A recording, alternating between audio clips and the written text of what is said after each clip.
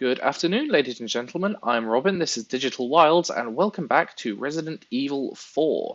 We have just had an encounter with a henchman of this charming gentleman on the wall here, and before we go downstairs and encounter more of his friends, pop back into here for the surprise.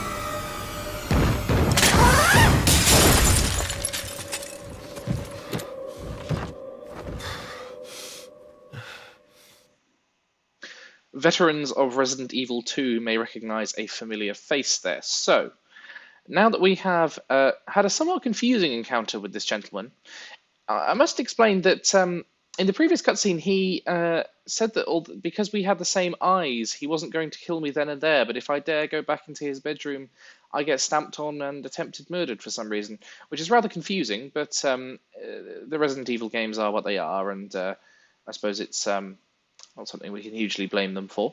So we find ourselves down in this rather charming dining room. Now, before we head outside and encounter what waits for us, I'm going to quickly hunt in the oven where they were baking a chicken egg for the dinner tonight, where they were attempting to feed 6, and we'll also pop in for a slash. That didn't end quite how I wanted, but he has dissolved into a puddle of goo, so I suppose the outcome is the same. It's very patronising of you, Leon, to say that they eat like normal humans. I mean, we know from experience that they're quite aggressive, but it doesn't mean they necessarily eat people. They seem to have a lot of copies of the same identical painting, which I suppose is meant to indicate slavish cultishness, but might actually just indicate that they didn't have much room for assets on the original GameCube disc, so they had to reuse a few things. Anyway, unfortunately, we have an encounter with an unwelcome element. Still, fortunately, we are now just channeling enemies coming from one direction, which makes him relatively easy to take care of, especially as we can burst heads with our shotgun. And with that, down he goes. An easier encounter than the first time in the village, and we get a ruby out of that, which again, I believe is worth 10,000 pesetas when we get to the next merchant. So, spoiler alert, we are heading back into the village. There's a quick bird's nest here, which is worth taking out. I can't remember for the life of me what actually is in there. Oh, it's just a spinal, but nonetheless, that's an extra 2,000 pesetas that we can very much use. With them down, we encounter this suspiciously large box, which, as I expected, contains a red herb. Now, I'll just go and combine those quickly. We are now very well stocked up with healing items. We've got a full heal, and a full heal plus boost.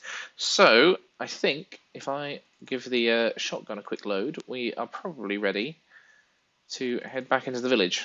So contrary to what I said in the first episode, we do actually see the farming animations again here, but unlike then, we are not the ones that have to initiate combat. They know we're here and they're coming for us. So I'm just going to use this choke point to my advantage for now, and let's see how they take this.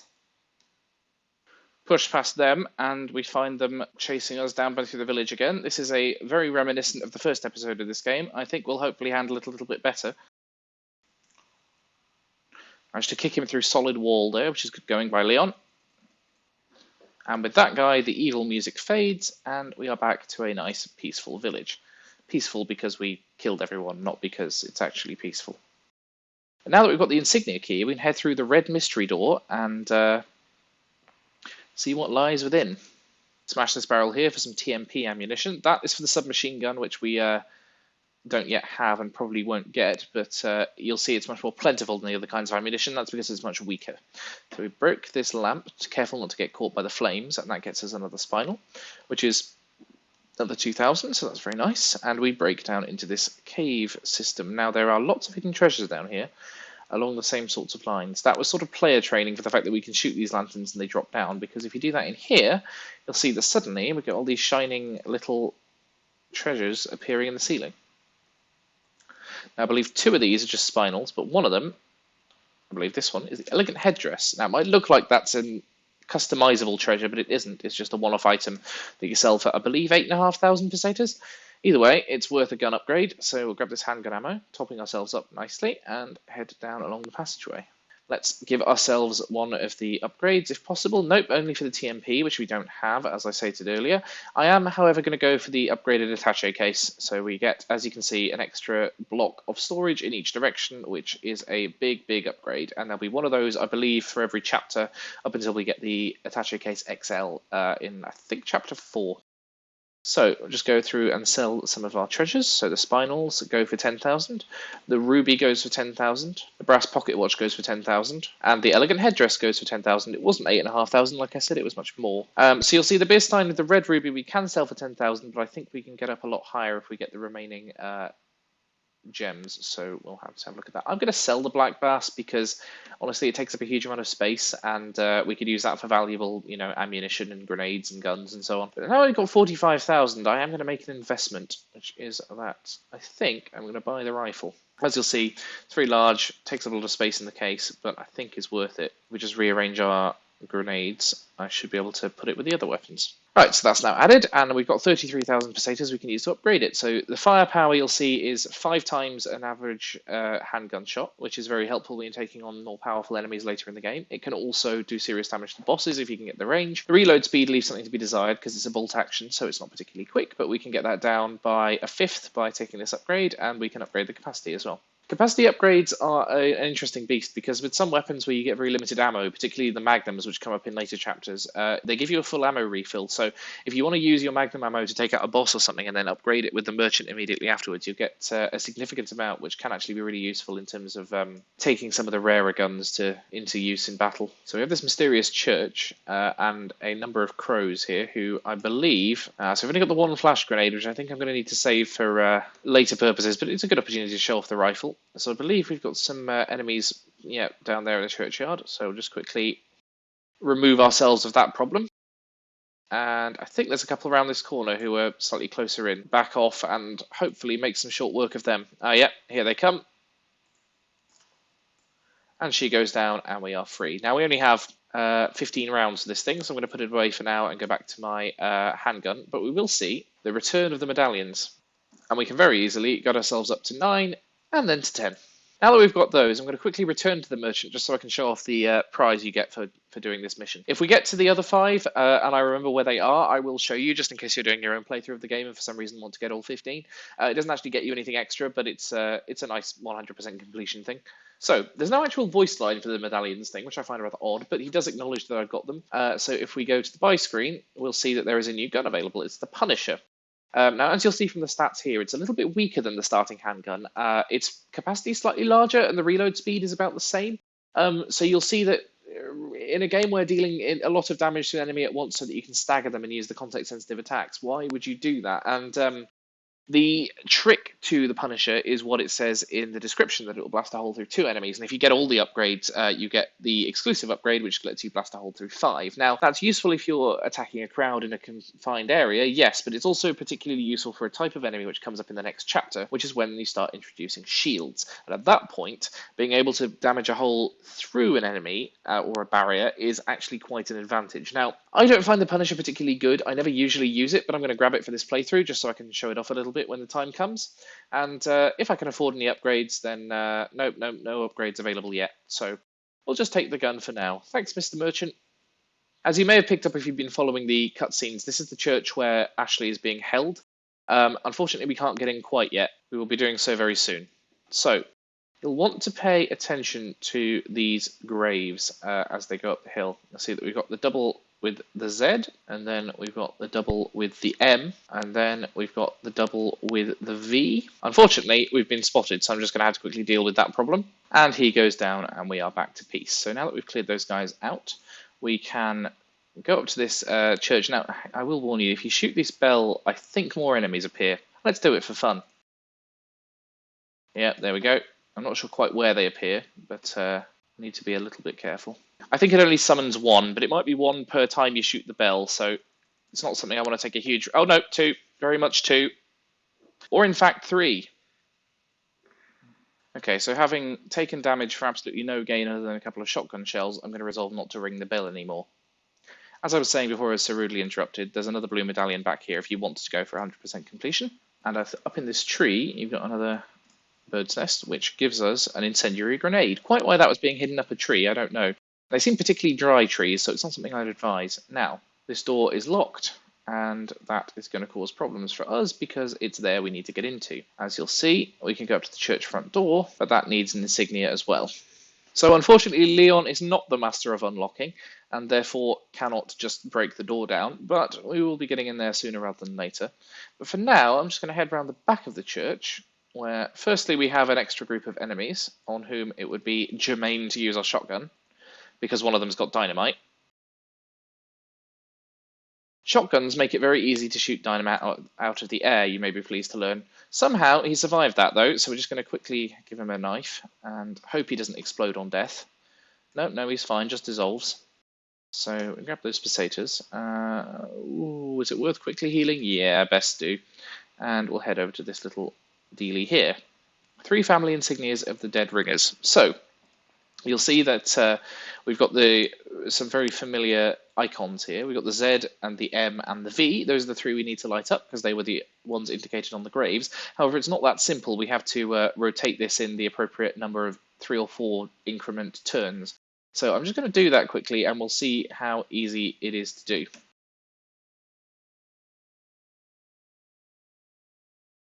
And there we go. So this gives us the green cat's eye. Now, if you were paying attention in the last episode, you'll have seen that the cat's eyes are one of those treasures we can use to enhance our other treasures. So if we head back over to the inventory, grab the green cat's eye, combine with the beer stein, we now have a beer stein with green and red, which leaves only 1 cat's eye to get. Unfortunately, it's the yellow cat's eye, and I cannot, off the top of my head, remember exactly where it is. So we'll see if we pick it up as we go along. Anyway, we'll head down this side path here and proceed along this quite rickety wooden walkway. Fortunately, the same rules apply as they did in the valley, which is that if you shoot guys off ledges, they do die, and if you shoot them while they're jumping, they're particularly vulnerable.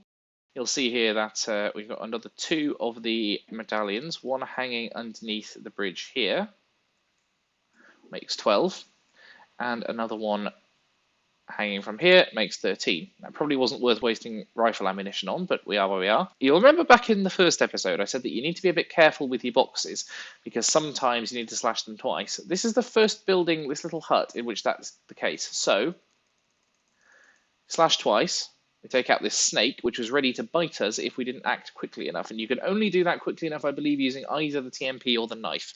So we'll grab this chicken egg for some quick healing. All snakes drop chicken eggs, and I'm not entirely clear why, but I won't complain because they are quite useful healing items that only take up 1 inventory space. I'll grab this letter. Closure of the church. Regarding the 2 fugitives, the apprehension of Luis is our top priority, the American agent a distant second. What Luis stole from us is far more important than the girl. Unless we get it back, the girl will become useless to us. We must get it back to execute our plan to the end. If it gets in the wrong hands, the world would become a totally different place than what Lord Sadler has envisioned. At all costs, we mustn't let that happen. Nevertheless, we're not letting go of the girl. To ensure that the agent does not get to her, I have locked the church door where the girl is being held. Anyone who needs access to the church must first get approval by Lord Sadler. There is a key beyond the lake, but it should be safe now that the Del Lago has been awakened by our Lord. No one will get across the lake alive. Plus, our same blood courses through the agent's veins. It'll just be a matter of time before he joins us. Once he does, there will be nobody else left that will come looking for the girl. You really think the US government would just give up once one agent's been taken down when the president's daughter's been kidnapped? I don't think they really understand how this whole game of geopolitics works. So we turn around there, we spot medallion number 14, leaving only 1 left. Bye! Can't quite see the 15th medallion here, but you know what? I'm just going to leave it. So we head through this wooden barricade, and we find ourselves in a rather different location. We end up in this rather curious open area filled with little wooden huts and a murder of crows. Now, this is where flash grenades come in useful, because you remember last episode I told you they can be taken out by them. Down they all go, and they all, except for 1, drop treasure. It's not very much treasure, it's only a couple of 100 pesetas per crow, but once you add it all up, it equals a few thousand. This is a wide open arena with a big ominous gate at one end, which spells only one thing, Doom Arena. There's something in there, and it's securely shut. Let's not think about that for now. What we can do, though, is run around this arena, get a spinal off that cart, and we'll also raid these huts while we've got the opportunity, because, spoiler alert, if you don't do it now, you might not get the chance later. So after a fairly lucrative looting expedition, I'm just going to head down this side room here with the Illuminado symbol on it. A little underground bunker place with, firstly, some handgun ammo, which is very nice, but secondly, the safety music plays, and we find ourselves a little shop that the merchant has set up. Now, it's rather curious because the weapon we've got up there is an assault rifle, which we never get access to throughout the game. That's the rifle we've already got. There's an RPG, several submachine guns here, and a box of grenades, but these are never accessible. I don't quite know what those artillery shells are for, but that's certainly not for any weapon that we get access to during the game. So it's nice set dressing, but I wouldn't say it's exactly accurate to the game's gameplay. Also, the merchant doesn't sell ammo. That's one of the main things he doesn't do. Nor do we get access to that gun, the Luger, until the next chapter. So many objections here, Capcom. Honestly, whoever did that should be fired. We get the first upgrades to the Punisher, which do make it usably good in terms of firepower. But I'm not sure I want to do that quite yet. I'm just going to see what's in his buy section that might be good. Nothing really worth getting, but I can sell a couple of spinals and some ammunition I'm not using. So you'll see having the green cat's eye takes the value of the Beerstein way up to 15,000. So if we can get another cat's eye, we might be able to push it even further. And I'll sell that TMP ammunition as well for 2,000. Now, down here, there's a little waterway where we can, if we were feeling so inclined, shoot some more fish to get more bass, but I don't know if there's any way to actually grab them. I think they just die in the water and then you can't fish them out, so I'm not going to be doing that. So we'll head back up this way and head off on the exit to the right. And here we go again. We have a little cross dangling some skulls. This means enemies here there be. So for the opening sections of this, I'm going to switch over to the rifle. I hope we can get some kills in relatively early. I'll also pop in here, grab some handgun ammunition. This is another way they signpost that an enemy fight is coming up. Yep, more rifle ammunition. And it looks like we've got ourselves, yes, it's another quick time event.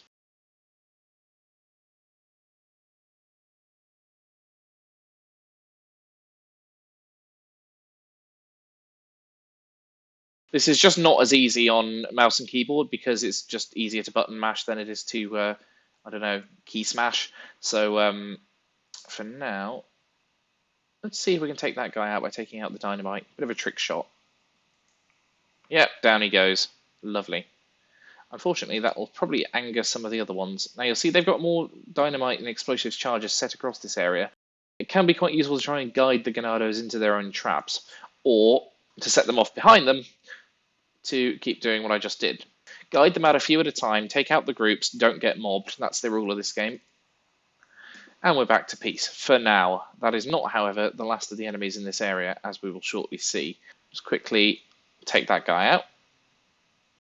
There's another one up there who hasn't spotted me yet. Down he goes. Oh, yeah, they come up behind me. I forgot about this. This might be a good opportunity to test out the Punisher, actually, given that we've got a small queue of enemies forming in a narrow area, and ammunition that penetrates enemies, which is nice.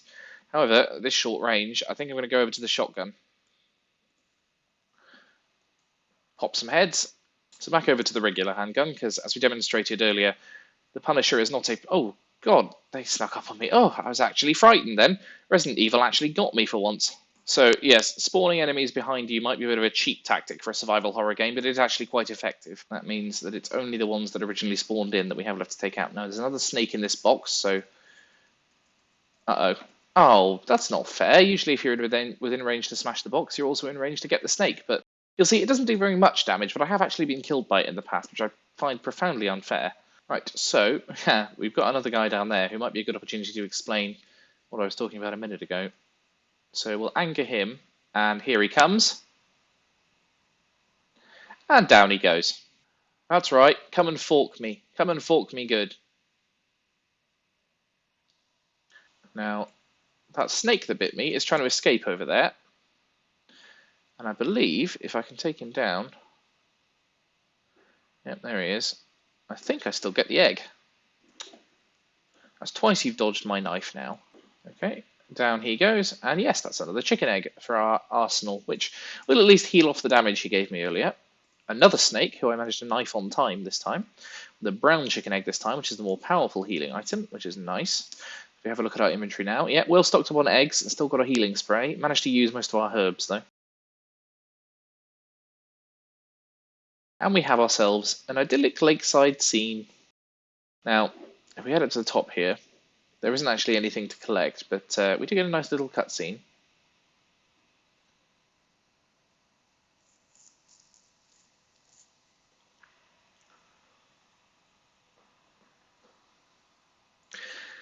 Yes, so in addition to our comrade from the starting cutscene of the game who was burned in the village, this is what happened to the other guy.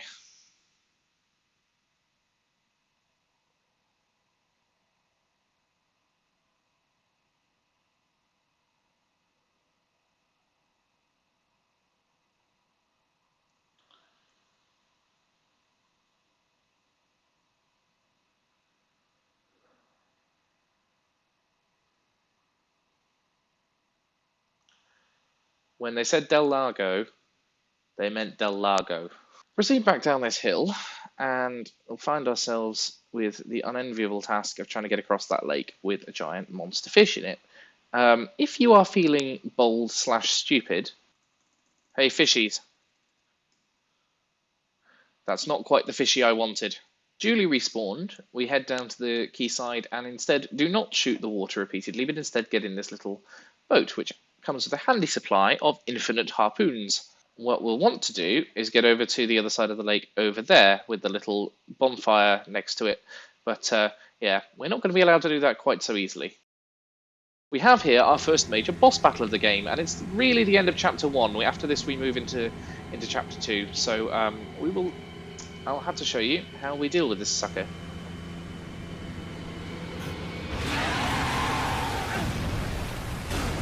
For all his ferocity in the scary cutscenes, Del Lago is not actually as tough as you might think, as we'll see in a moment.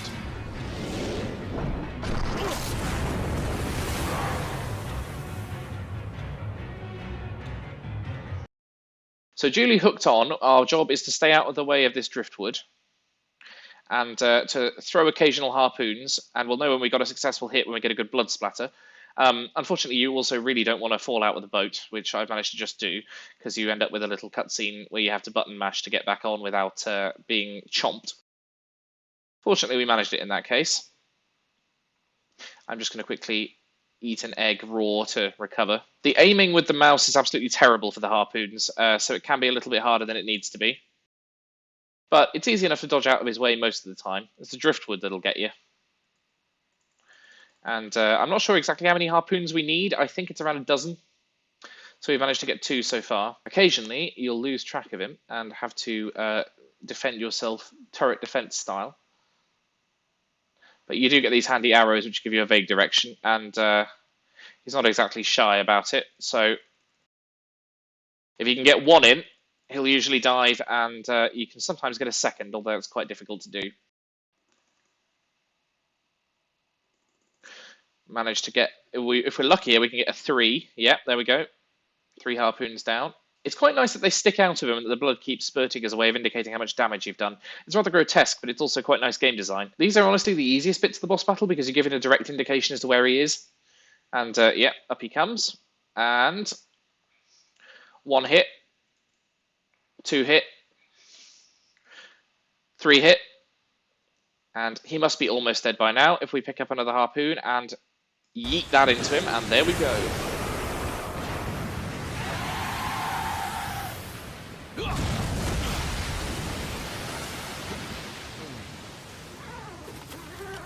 Unfortunately, we're not quite out of the woods yet because we get another one of the lovely interactive cutscenes we love so very much. In this case, hacking at the rope, which in real life I believe rope is far too strong to not just work by hacking at it, but in this case Leon manages to escape.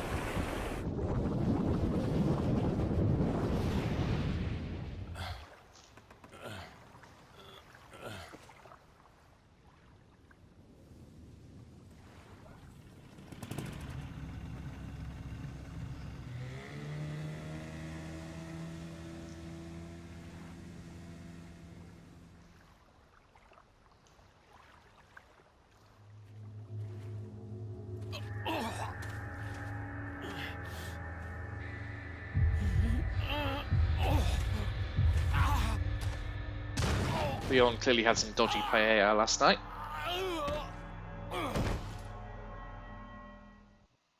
And we find ourselves at the end of chapter 1.3, and indeed at the end of the first chapter of the game. So we are 1/5 of the way through Resident Evil 4, ladies and gentlemen, which I think makes this a good place to leave off. But we'll just watch the subsequent cutscene to give you a taste of what is coming up.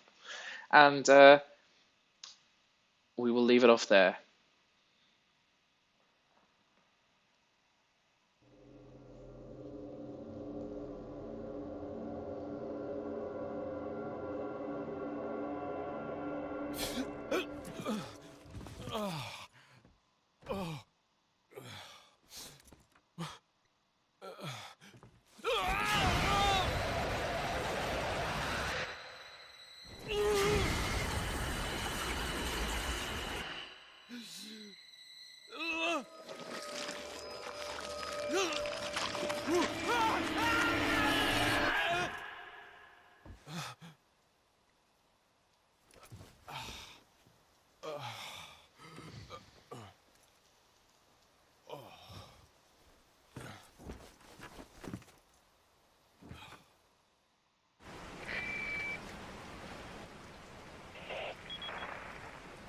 Leon, it's been 6 hours since our last transmission.